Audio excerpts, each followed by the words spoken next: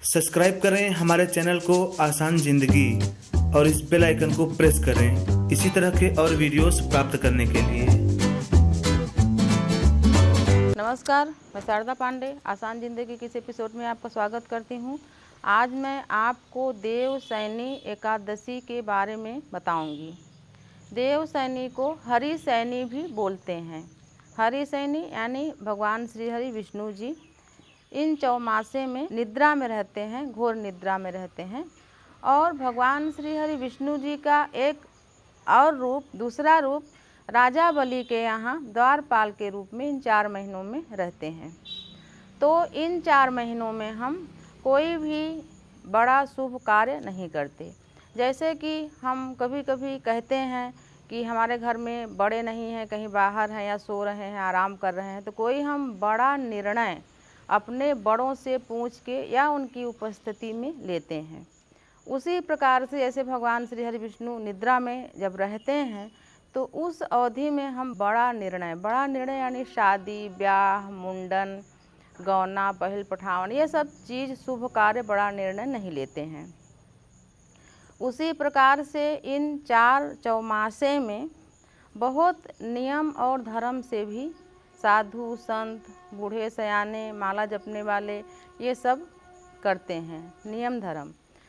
उसी प्रकार से इन चौमासे में जो ये 4 मास में जो एकादशी पड़ेंगी, उन एकादशियों में अगर पलाश के पत्ते पर भोजन किया जाए तो चौमासे के बाद जब भगवान श्री हरि विष्णु निद्रा से जागते हैं तो इन चौमासे में जो भी नियम धर्म किया रहता है उनका पुण्य फल का गणना होता है और उनके पुण्य फल के जो फल रहता है पुण्य का, वो अनंत गुना हो जाता है, वो जन्मों जन्मों तक उस व्यक्तियों को मिलता रहता है। उसी प्रकार से इन चौमासे में 4 महीनों में क्या खाएं क्या न खाएं ये भी बताया गया है। सावन में साग नहीं खाना चाहिए, साग यानी पत्ते वाली सब्जी। भादव में दही नहीं खाना चाहिए। क्वार महीने में दूध नहीं खाना चाहिए और कार्तिक महीने में दाल नहीं खाना चाहिए, यानी किसी प्रकार की दाल इस महीने में नहीं खाना चाहिए। और कार्तिक महीने में भाटा भी नहीं खाना चाहिए, बैगन, जो कि चौमासे को मानते हैं उनके लिए है। उसी प्रकार से भूमि में शयन करना चाहिए, यानी कि ऐसा शास्त्रों में लिखा हुआ है। पर इन 4 महीनों में जैसे कि कीड़े मकोड़े कोई जीव जंतु जैसे रहे तो तखत में भी चटाई वगैरह दरी वगैरह बिछा के जो चौमासा का जो व्रत धारण करते हैं उनको उस प्रकार से सोना चाहिए। उसी प्रकार से ब्रह्मचर्य का भी चौमासे में काफ़ी महत्व है। ब्रह्मचर्य का भी व्रत रखना चाहिए। ज़्यादा पालन नहीं कर सके तो दशमी, एकादशी, द्वादशी इन तिथियों में ब्रह्मचर्य का भी पालन करना चाहिए। जैसे कि मैं एक वीडियो और दे चुकी हूँ नीराजली भीमसेनी एकादशी में, तो उसमें मैं पूरा विधि बताई हूँ कि जब एकादशियों में जो 26 एकादशियाँ पड़ती हैं उनमें पारण कैसे किया जाए। तो आप उस वीडियो को देखेंगे तो पारण का विधि और पूजन का विधि भी हम उसमें विधिवत बताए हैं। विष्णु पुराण में उल्लेख है कि भगवान का जब हम एकादशी का व्रत करते हैं तो इसमें जागरण का काफ़ी महत्व है। जब हम जागरण करें तो स्कंद पुराण, भागवत पुराण का कथा करें या स्नान वगैरह करने के बाद स्कंद पुराण या भागवत पुराण के जो भी 1 अध्याय 2 अध्याय पढ़ सके उनको पढ़ना चाहिए जागरण के समय। और ये विष्णु पुराण में उल्लेख है, जागरण के समय स्कंद पुराण और भागवत पुराण का जब हम पाठ करें तो उस समय शुद्ध घी, गाय का शुद्ध घी का 11 दीप प्रज्वलित करके दीप मालिका बना के भगवान के चौक पर सजा के और पाठ करें, ये बहुत फलदायी होता है। उसी प्रकार से भजन, भोजन और भक्ति एकांत में की जाए तो इसका फल हजारों गुना बढ़ जाता है। यानी भजन यानी ध्यान, भजन भगवान का कुछ भी। वैसे तो सत्संग वगैरह होते हैं जैसे कि सामूहिक में भजन कीर्तन बजा के सब करते हैं, तो भजन यानी भक्ति, भजन, भोजन और भक्ति। भोजन भी हम सबके सामने ना करें तो काफ़ी उचित रहता है। अकेले में बड़े बड़े जो साधु संत महर्षि हैं वो अकेले में ही भोजन करते हैं, अपने हाथ का बनाया हुआ खाते हैं। तो भजन, भोजन और भक्ति अकेले की काफ़ी फलदायी होती है। इन 4 महीनों में ज़्यादा यात्रा, घूमना, टहलना, किसी के यहाँ जाना, दूर की यात्रा नहीं करनी चाहिए।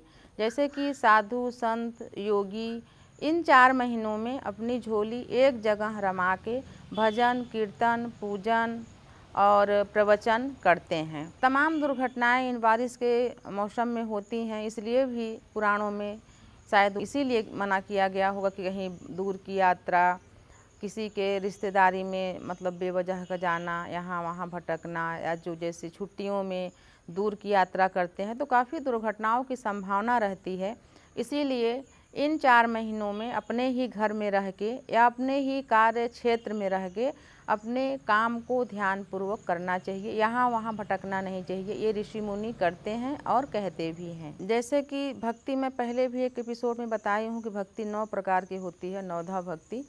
उसी प्रकार से जैसे कि कोई अशक्त है, व्रत नहीं कर सकता है, तो जैसे कोई व्रत कर रहा है, आस में पड़ोस में कहीं भी हो, तो वहाँ पर जाके अगर हम जागरण भी कर लेते हैं, 11 दीप प्रज्वलित है, वहाँ पर जागरण भी कर लेते हैं, तो ऐसा उल्लेख है विष्णु पुराण में कि जो भक्त अगर व्रत करके जागरण करके स्कंद पुराण और भागवत पुराण का कथा करते हैं, वो जन्मों जन्मों तक धन, धान, सौंदर्य और सुख, शांति, पुत्र, समाज में सम्मान, ये सब जन्मों जन्मों तक जब भी वो मानव जन्म पाते हैं उनको ये मिलता रहता है।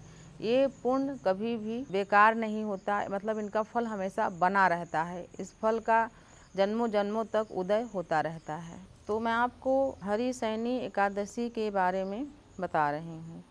तो ये हरिशयनी एकादशी का व्रत जो कर सकें वो करें, अगर जो न कर सकें वो मैं पिछले एपिसोड में भीमसेनी एकादशी में पूजन विधि भी बताई हूँ कि भगवान का पूजन किस विधि से किया जाता है। आप कलश स्थापना करके रात्रि को जागरण जरूर करें। जागरण का बहुत ही महत्व है, अगर व्रत न कर सकें तो जागरण जरूर करें और भगवान श्री हरि विष्णु का पूजन करें।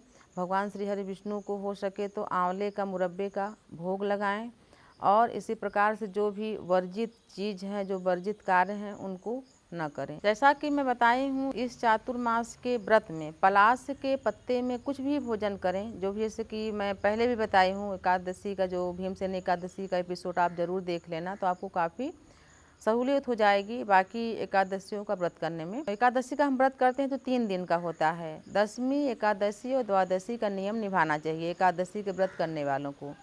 तो पलाश के पत्ते में भोजन करना काफ़ी पुण्य फलदायी होता है। उसी प्रकार से ये जो हरिशयनी एकादशी है, इस एकादशी में भगवान को कमल का फूल जरूर अर्पण करें। कमल के फूल की माला, कलश पर कमल के फूल से सजावट और भगवान को हाथ में पुष्प लेकर और सफ़ेद तिल लेकर जब हम पूजन करें तो कमल का फूल लें। इस पूजन में कमल का फूल, जैसे कि 26 एकादशियों में आगे मैं एपिसोड अगर बनाऊंगी तो आपको बताऊंगी किन किन एकादशियों में किस किस चीज़ का भोग लगता है, क्या क्या फूल चढ़ता है, कैसे कैसे भगवान का पूजन किया जाता है। जितने भी भगवान के जो पूजन की जो विधि है हर एकादशियों में ज़रूर बताऊँगी। तो इस एकादशी में आप कमल का फूल ज़रूर भगवान को चढ़ाएं और सजाएं। कमल के फूल का माला भी बनाएं, पीले चंदन से तिलक करें या स्वर्ण तिलक, जैसे कि मैं बताई हूँ पहले कई एपिसोड में, गोपाल को भी मतलब स्वर्ण का तिलक, केसर और हल्दी का तिलक जरूर लगाएं। तो मैं आपको हरिशयनी देवशयनी एकादशी का जो भी हमारे पास जानकारी थी मैं आपको दी हूँ। आप इस पूजन को ज़रूर करें और आगे मैं गुरु पूर्णिमा का भी आपको जानकारी दूंगी, जो भी हमारे पास जानकारी है। आगे जितने भी व्रत, त्यौहार, उत्सव आ रहे हैं, इनकी जानकारी हम आपको विधिवत देते रहेंगे। आप कई लोग पूछे भी थे तो हम उनको धन्यवाद देना चाहते हैं कि आप ये पूछे कि हम ठीक हैं कि नहीं, तो हम बिल्कुल ठीक हैं। और जितने भी पर्व आ रहे हैं उनका हम आपको सबको जानकारी देंगे, जितनी जानकारियां हमारे पास हैं। तो आप देखते रहिए आसान ज़िंदगी। तब तक के लिए नमस्कार।